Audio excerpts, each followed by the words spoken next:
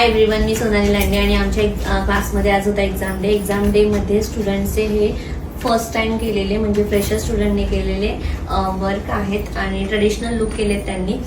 So तुम्ही बघू शकता त्यांचा बेस, त्यांचे पूर्ण मेकअप विथ हेअरस्टाईल, त्यांचे फ्लावर अरेंजमेंट, ज्वेलरी सिलेक्शन्स वगैरे ओव्हरऑल त्यांनी खूप सुंदर असे लुक केलेले. फर्स्ट टाइम करतात तरी पण खूप छान केलेलं आहे.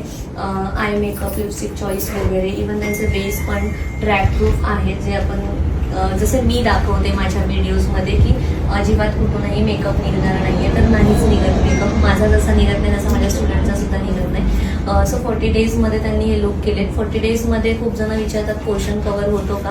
सो ऑब्व्हियसली होतो, आणि जर होत नसता तर हे लुक नसते आलेले. सो आता इतके सुंदर असे लुक त्यांनी 40 डेजमधल्या कोर्समध्येच कम्प्लीट केलेले आहेत आणि त्यावरूनच त्यांचे इतके छान असे लुक आलेले आहेत. तर मी स्टुडंटलाच विचारते की त्यांना कसं वाटलं की हे 40 डेजमध्ये त्यांनी केलेलं आहे आणि आजचा एक्झाम डे म्हणजे फर्स्ट टाइम त्यांनी असे लुक परफेक्ट केलेले आहे. तर तिला कसं वाटतं आपण तिला विचारूया. मला तर खूप भारी वाटतंय आणि फर्स्ट टाइम असा लुक करते, ते पण मॅममुळे शक्य झालंय.